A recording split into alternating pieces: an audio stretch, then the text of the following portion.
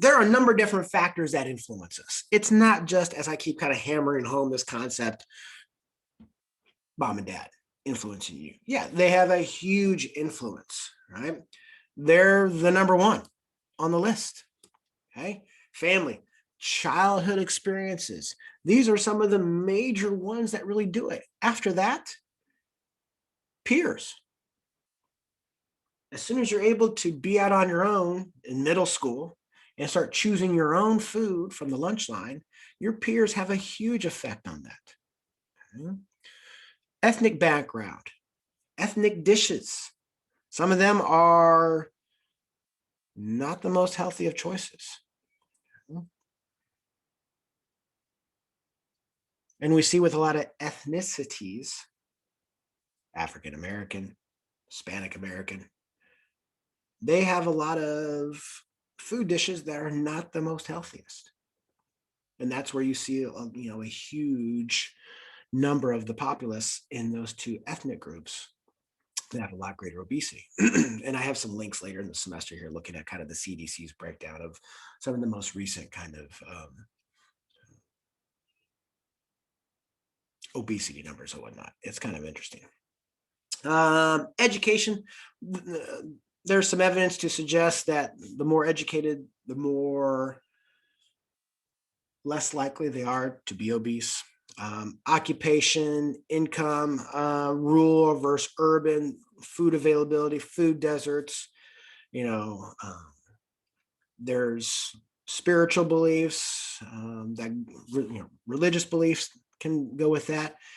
Your mood, do you have eating disorders, advertising, current health status? There are a number of different things that go into it.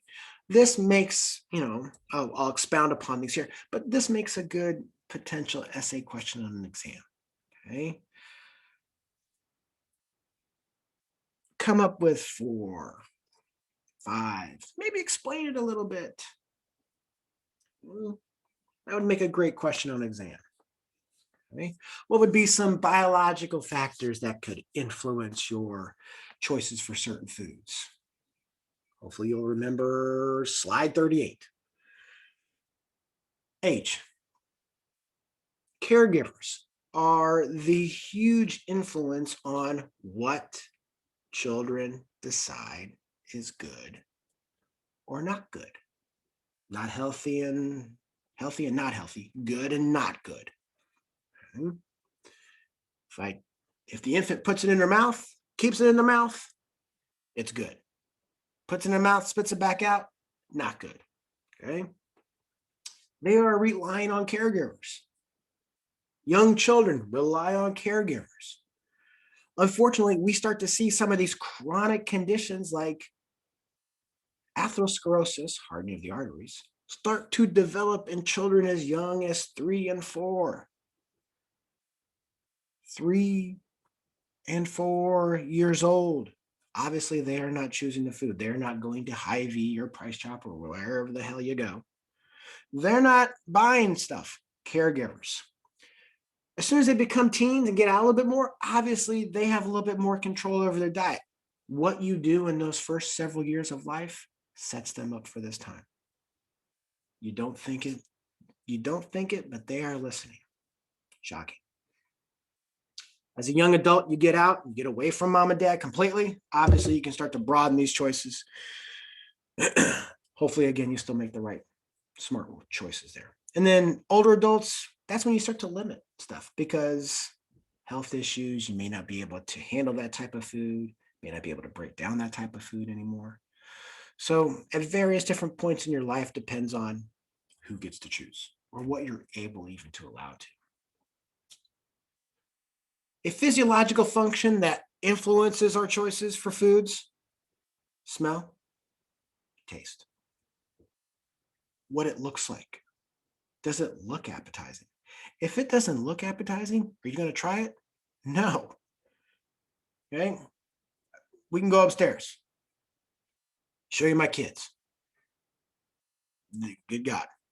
Okay. If it doesn't smell good, they ain't touching it. Okay. If it has a weird texture, kid ain't going to keep it in their mouth very long. They're going to spit that thing out. Okay. So just the tactile sensations of all of this stuff, the physiological sensations of the smell, okay, and how that interacts with taste. Those two senses interact with each other more than any and develop our sense of what we think is good and not good. We have a number of physiological drives as well: the drive for food, the hunger, the drive for water, thirst. We have various different sensations. These are hardwired into us. Okay? So when we do start to become deficient in nutrients, we do start to get hungry, when that stomach starts to growl, it's going to trigger a bunch of different regions within the brain to go out and find food or go out and find water. The only other drive left is sex, and that's not this class. But hunger, thirst, sex, those are the major drives. Okay? Hormones can play a part in this with hunger and thirst. There are some interesting studies to talk about, when you stay up past midnight, there are different hormones that get released by the brain, different chemicals that get released by the brain that causes you to go want and find high carb flavored foods. Interesting. Okay. So there are a number of hormonal situations in the body that will drive you to try to find certain types of foods. Cognitive factors, just past experiences. Okay. If you remember eating at grandma's a certain type of food, you have a good memory with that, you're going to want to always try to eat that food. Cultural practices, religious teachings, all of these are just cognitive factors, stuff that you learn how to do from past experiences. Stress. How many people stress eat? You hear that quite a bit, right? So mood, there is anxiety, there is depression that can drive these various different factors for you to go find food. Okay? And that's some of the more common ones that you find there. Okay, stress, depression, anxiety. And that will be a very common theme when it comes to those eating disorders when we look at those in Unit 3. Okay. Some of the biggest ones, though, are income.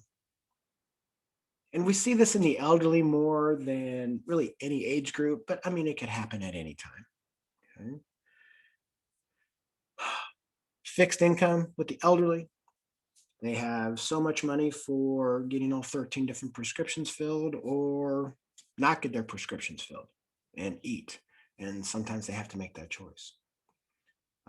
Just food availability, mega farms, or I'm sorry, food deserts. Okay. And you see this a lot in inner city. And sometimes that goes hand in hand with income as well. Not having access to healthy food choices or food at all.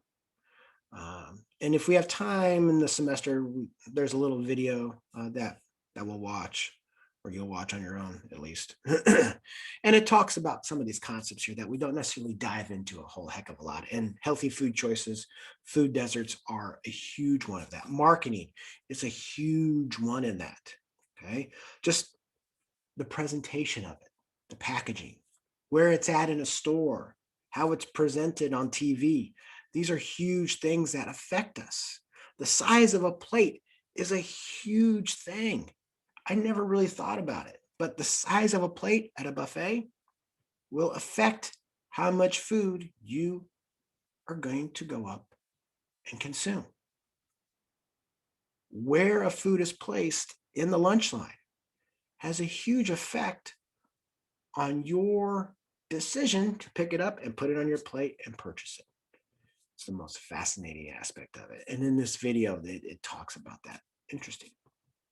Some people choose foods based on mega farm or small farm, how the animals were treated. And there are some, what the health and some other ones, some other those videos out there. And they talk about that. There is a grain of truth with some of that, especially with that what the health. But there's a lot of holes in it. But they do bring up a concept, that is something that's pretty big in how the animals are treated. And a lot of times people will choose foods just based on that.